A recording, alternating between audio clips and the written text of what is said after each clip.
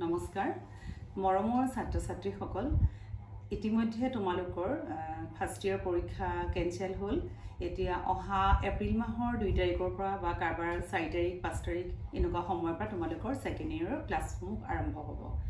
এইখিনিতে মোৰ ছাত্ৰ ছাত্ৰীসকললৈ এটা অনুৰোধ থাকিল যে তোমালোকৰ এনেকুৱা ধৰণৰ সমস্যাবিলাকৰ মাজত ছাত্ৰ ছাত্ৰীসকলে নিজক কেনেকৈ প্ৰস্তুত কৰিব এই বিষয়ে মই আগৰ ভিডিঅটো আলোচনা কৰিছিলোঁ এতিয়া কথা হল কি আমাৰ এখিনি কথা অভিভাৱকসকলেও জনা দৰকাৰ যে আমি ছাত্ৰ ছাত্ৰীক পঢ়াৰ লগতে বাকি যিখিনি আমাৰ ব্যৱহাৰিক যিখিনি আমাৰ জ্ঞান থাকে সেইখিনি কেনে ধৰণে দিম আৰু কেনেকৈ ছাত্ৰ ছাত্ৰীক প্ৰস্তুত কৰিম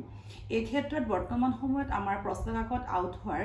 যিটো আমি আমাৰ শিক্ষামন্ত্ৰী মহোদয়ে প্ৰকাশ কৰিলে যে আমাৰ জুনিয়ৰ কলেজৰ পৰা যি প্ৰশ্নকাকত মানে আউট হৈছিল যাৰ কাৰণে আমাৰ গোটেই ছাত্ৰ ছাত্ৰীখিনি এনেকুৱা সমস্যা ভুগিবলগীয়া হ'ল গতিকে আমাৰ যদি গাৰ্জেন সকলেও যদি ভাবে যে আমাৰ ছাত্ৰ ছাত্ৰীসকল যে অকল প্ৰাইভেট স্কুলত পঢ়িলেহে আগবাঢ়িব পাৰিব তেনেকুৱা কোনো কথা নাই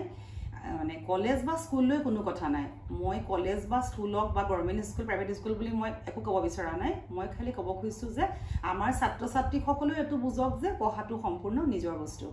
যদি ছাত্ৰ ছাত্ৰীয়ে নিতৌ ভালকৈ পঢ়ে বা নিজৰ ৰুটিনখন ঠিক কৰে আৰু তেওঁলোকৰ যদি জীৱনৰ লক্ষ্য থাকে তেতিয়ালে নিশ্চয় তেওঁলোক আগবাঢ়িব পাৰিব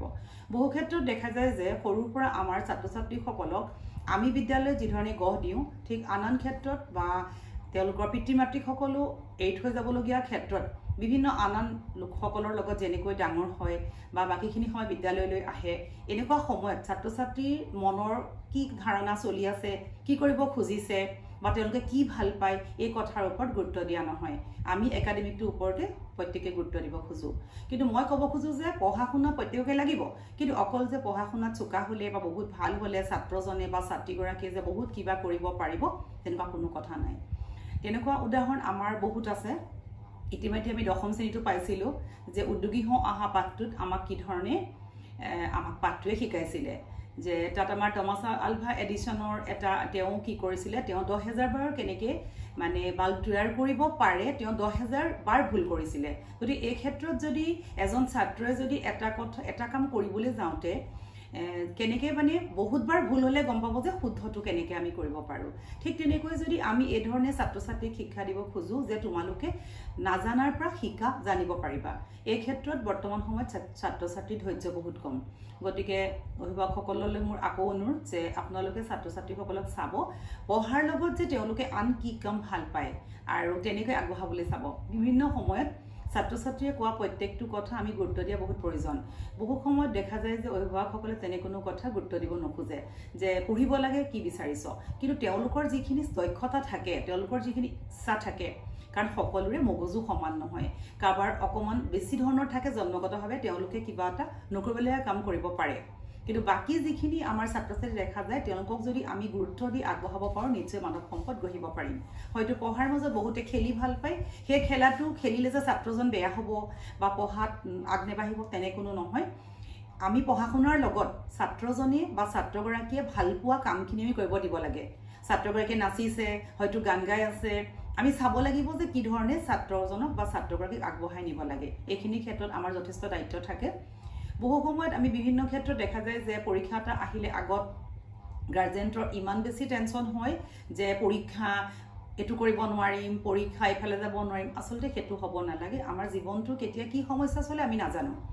গতিকে আমি ছাত্ৰ ছাত্ৰীক এনেকৈ প্ৰস্তুত কৰাব লাগে যে আমি যিটো সময়ত যেনেকুৱা ধৰণৰ আমি কৰিব লাগে যে আমি মানুহ পৰিস্থিতিৰ দাস পৰীক্ষাত পঢ়িব লাগিব কিন্তু এনেকুৱা হৈছে যে মেট্ৰিক পৰীক্ষাৰ সময়ত কোনো ছাত্ৰ ছাত্ৰী পিতৃহাৰা বা মাতৃহাৰা হৈ পৰীক্ষা দিবলৈ আহিছে যিহেতু তেওঁলোকে এটা বছৰ নষ্ট কৰিব নোৱাৰে গতিকে এই শিক্ষাটো আমি তেনেকুৱা সমস্যা নহবৰ কাৰণে ভগৱানৰ প্ৰাৰ্থনা জনাইছো কিন্তু সমস্যা থাকিলেও যে আমি সেই সমস্যাখিনি পাৰ কৰি পেলাই যে নিজক প্ৰস্তুত কৰিব লাগিব এই কথাটো আমি শিক্ষাটো সৰুৰ পৰা বহুত দৰকাৰ